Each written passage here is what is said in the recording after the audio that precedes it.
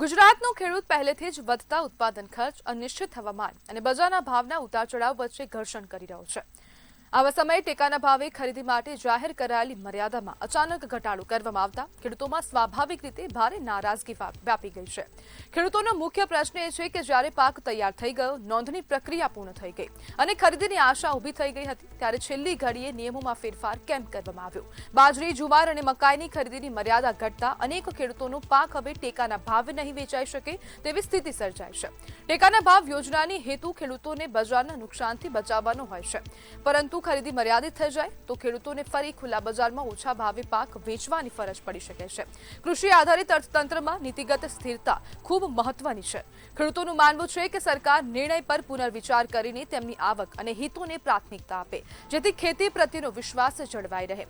અને જે સરકાર તરફથી જે કૃષિ વિભાગ તરફથી જે એક નિયમ બનાવવામાં આવ્યો હતો, જે એક ટેકાના ભાવે ખરીદીનો નિયમ, ખરીદીની યોજના, તેના જ કારણે હવે તે જ યોજનાના કારણે હવે ખેડૂતો ક્યાંક ને ક્યાંક મુશ્કેલીમાં મુકાયા છે। કૃષિ વિભાગ દ્વારા રાતોરાત જે એક નિર્ણય કરવામાં આવ્યો હતો, તે નિર્ણય હવે પરત ખેંચવામાં આવ્યો છે। એક મર્યાદિત જે ટેકાના ભાવની જાહેરાત કરી દેવામાં આવી છે અને જેટલું પણ ખરીદી કરવામાં આવશે તે ખૂબ મર્યાદિત પ્રમાણમાં કરવામાં આવશે। તેના કારણે ખેડૂતો ખૂબ નારાજ થઈ ગયા છે।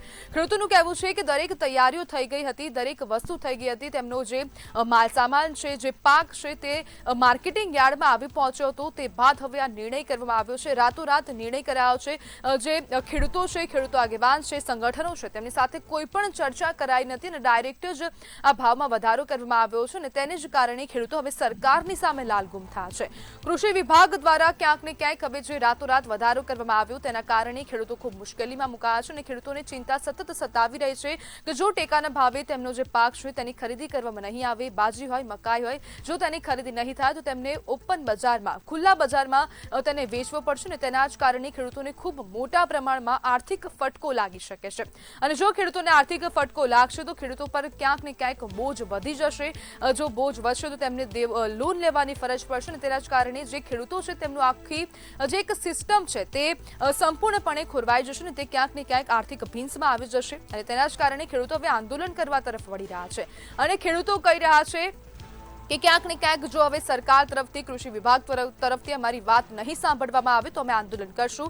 અને એક ખેડૂત પાસેથી મર્યાદા નક્કી કરવામાં આવી છે, 100 મણ જેટલી જ મર્યાદા આપવામાં આવી છે। મકાઈ ખરીદીમાં 75 મણ સુધી સીમિત કરવામાં આવી છે અને આ નવો પરિપત્ર જાહેર કરવામાં આવ્યો। નવો પરિપત્ર જાહેર થતાં જ હવે ખેડૂતોમાં નારાજગી વ્યાપી ગઈ છે। બાજરી, મકાઈ ખરીદી મર્યાદા ઘટાડવામાં આવી છે। અગાઉ જે મર્યાદા નક્કી કરવામાં આવી હતી તે મર્યાદામાં સતત ઘટાડો કરી દેવામાં આવ્યો।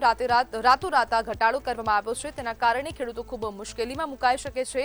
ખેડૂતોને આર્થિક ભીંસ પણ આવી શકે છે અને જો આર્થિક મુશ્કેલીમાં ખેડૂતો સપડાઈ જશે તો ખૂબ મોટી પ્રોબ્લેમ થઈ શકે છે, સમસ્યા સર્જાઈ શકે છે। પહેલેથી જ રાજ્યનો ખેડૂત ક્યાંક ને ક્યાંક આર્થિક ભીંસમાં છે, તેમને ખૂબ હવામાનની અનિશ્ચિતતા છે, જેના કારણે મુશ્કેલીઓ ખેડૂતોને પડી રહી છે। હાલ પાક નથી થઈ રહ્યો, ગમે ત્યારે વરસાદ પડી જાય છે, તેના કારણે ખેડૂતોને ખૂબ મુશ્કેલી થતી હોય છે અને ક્યાંક ને ક્યાંક હવે ખેડૂતો સરકાર ઉપર જ નિર્ભર હોતા હોય છે।